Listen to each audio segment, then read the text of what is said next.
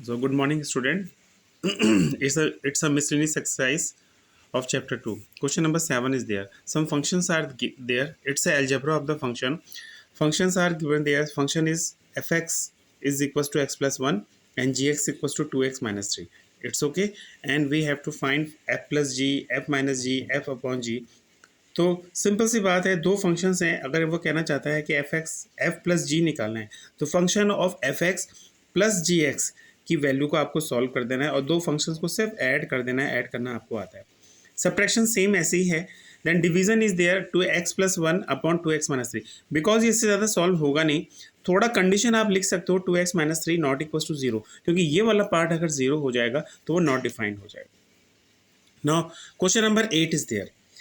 It is said that f11, f23, f0 f means function, और ये कहना चाहता है कि फंक्शन की वैल्यू 1 पे 1 है. मीन्स अगर आपने डोमेन में 1 लिया है तो कोडोमेन पार्ट में इसकी इमेज क्या आ रही, 1 आ रही. अगर आपने फंक्शन की वैल्यू 2 ली है तो इसकी इमेज कितनी आई, 3 आई. तो 0 ली, then -1 I and so on. तो आपने आखिर फंक्शन में रखा क्या? वो कहना चाहता है फंक्शन ए एक्स प्लस बी है, मैंने आपको दिया. अगर अब आप इसमें वैल्यू रखोगे ना एक्स प्लस बी में, आप कहोगे तो फंक्शन की वैल्यू जब हमने एक्स इक्वल्स टू 1 रखी, तो हमने फंक्शन की वैल्यू जब एक्स इक्वल्स टू 1 रखी, तब तो ए प्लस बी इक्वल्स टू 1 आ गया. एग्जैक्टली यही आना है, क्योंकि हमें ए और बी की वैल्यू लेके आनी है. हमें फंक्शन टोटली गिवन नहीं है. क्या है कि कुछ कांस्टेंट और कुछ कोफिशिएंट दे दिए हैं, उनकी वैल्यू हमको फाइंड आउट करनी है. तो अब ये आइडिया कहाँ से मिला कि फंक्शन की वैल्यू 1 रखने पे 1 आएगी, इस वाले फंक्शन में रखने पे मिला.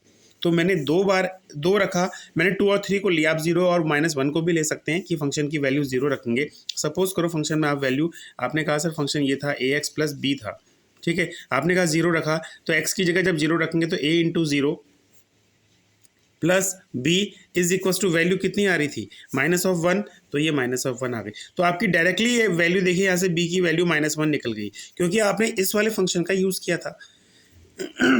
मैंने फर्स्ट और सेकंड पर रखा तो मेरे पास 2 इक्वेशन बनी. अब मैंने दोनों इक्वेशन को सॉल्व करा बाय एलिमिनेशन मेथड, और a की वैल्यू 2 आई, b की वैल्यू -1 आई. Question number 9 is there. It is said that some functions are there. Question number 9, natural number to natural number define है. a is equal to B square कहता है. जो function आपका रहेगा, उसने कहा जो फंक्शन है आपका वो a equal to B square है, यानी कि आप a की कोई भी वैल्यू रखेंगे तो वो उसके स्क्वायर के बराबर होना चाहिए, ऐसा कहना चाहता है. फिर ये कहना चाहता है कि आप इस फंक्शन को a के लिए डिफाइन करिए. a के लिए डिफाइन करने का मतलब ये कहना चाहता है कि अगर आपने फंक्शन की वैल्यू आपने रखा, दोनों नंबर सेम होने चाहिए, 1, 1, ठीक है. तो आपने कहा सर इस हिसाब से 1 इज इक्वल टू 1 का होल स्क्वायर, तो यहाँ पर तो फॉलो हो रहा है सर 1 इक्वल टू 1, तो यानी कि 1, तो ये तो इसके लिए सही है. तो क्या सारे नंबर के सही है? Natural number to natural number define है. आपने जब 2 के लिए चेक करा, आपने कहा 2 is equal to 2 of whole square, तो ये तो हो जाएगा ना, फॉल्स हो जाएगा 2 कम, तो ये a, नॉट ट्रू है. ऐसे ही कहना जाता है a, b is to b, a, तो कह रहा है कि a, b जो है b, a के इक्वल है, यानी कि a एंड b, ठीक है. तो आपने कहा सर 1, 2 मैंने लिया, ठीक है, और फिर मैंने 2, 1 लिया, ठीक. तो क्या ये डिफाइन होगा? अब मैंने इसमें रखा वैल्यू, सपोज करो मैंने कहा 9, 3 लिखी, ठीक है. आपने कहा सर इसके हिसाब से तो ये ठीक हो रहा है, because 9 is equal to 3 of whole square, that is 9 equal to 9. But जब मैं रिवर्स करूंगा 3, 9 लिखूंगा, तब क्या आ जाएगा, देखो 3 is equal to 9 of whole square, that is 3 equal to 81 आ जाएगा. ये तो फॉल्स हो जाएगा ना, तो सेकंड वाला जो है वो फॉलो नहीं होगा. थर्ड वाला जो है वो कहना चाहता है कि अगर आपने यही एलिमेंट लिए हैं, सपोज करो आपने कहा कि मैंने क्या लिया, 3, 9 लिया, ठीक है. ये कहना चाहता है कि अगर आपने एक में ये लिया और यहाँ आप ये कह रहे हैं, या फिर आपने कहा कि 9, 3 लिया, ऐसे एलिमेंट लिए, ठीक है, जो a और b और c जो रिलेशन को सेटिस्फाई कर रहे हैं, तो इसका फर्स्ट एलिमेंट और उसका लास्ट एलिमेंट भी रिलेशन को सेटिस्फाई करना चाहिए. ऐसा आपको एग्जाम्पल इसके अंदर रखने. क्लियर? आप कोई भी एग्जाम्पल ऐसा रख सकते हो जिसमें ऐसा हमारा फॉलो हो रहा है, ठीक है. जैसे कि आपने यहीं का एक एग्जाम्पल ले लिया, आपने कहा sir 9, 3 belongs to R, it's okay.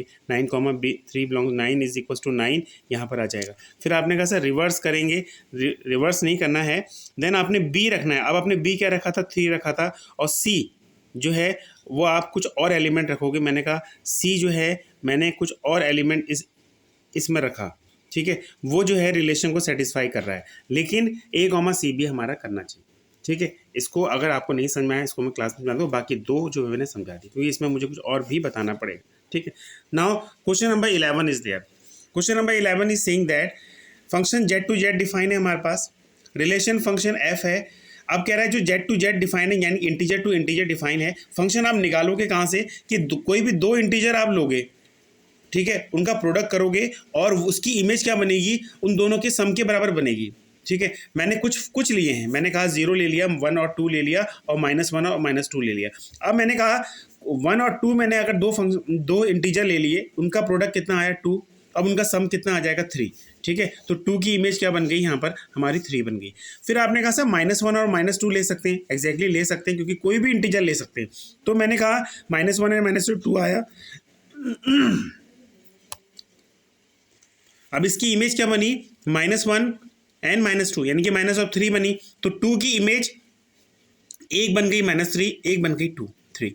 अब ये फंक्शन कैसे हो जाएगा, 2 की दो इमेजेस नहीं हो सकती, 2 की एक इमेज हो सकती है। तो यहाँ पर ये कह रहा है जो आपने ये दिया था फंक्शन, ये रिलेशन, ये जो है ये फंक्शन नहीं है, सिर्फ ये रिलेशन।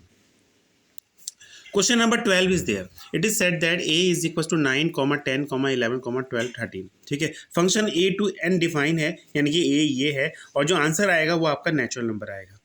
तो फंक्शन निकालना कैसे है, आपने a दिया है, आपने कहा इसका आंसर नेचुरल नंबर में आएगा, तो मैंने कहा यहाँ से आप जो भी लोगे, उसने बोला है जो फंक्शन आप n लोगे वो highest prime factor of n होना चाहिए, यानी कि जो नंबर आप ले रहे हो उसके आप प्राइम फैक्टर करोगे, उसमें से जो हाईएस्ट होगा वो हम लेंगे। तो आपने कहा सर आपने क्या किया, a में 9 लिया, तो 9 के जो हाईएस्ट प्राइम फैक्टर है वो 3 है, हमारा प्राइम फैक्टर होनी चाहिए सिर्फ। तो 9 का जो फैक्टर करते हैं वो सिर्फ 3 है, इसमें प्राइम फैक्टर आता है। 10 का करेंगे तो 2,5 आ जाएगा, 11, देन ये हमने किया। अब हमारा जो फंक्शन है, हम फंक्शन में उन वैल्यूज़ को लेंगे जिसमें कि हमारे फंक्शन की वैल्यू क्या होगी, हमारी हाईएस्ट होगी, यानी कि प्राइम फैक्टर हाईएस्ट 3, 5, 11, 3, 13। ठीक है, तो ये इसका क्या आ गया हमारा, ये हमने इसमें से निकाला है। इसने कहा था रेंज निकालनी है, आपने फंक्शन की प्राइम फैक्टर्स करे, उसमें से हाईएस्ट प्राइम फैक्टर आपने ले रखे हैं। ठीक है, उसमें से आपने हाईएस्ट प्राइम फैक्टर आपने इसमें से ले रखे हैं, तो हमारा क्या हो जाएगा, हमारा जो रेंज आ जाएगी 3, 5, 11 और 13। Okay, that's all for today.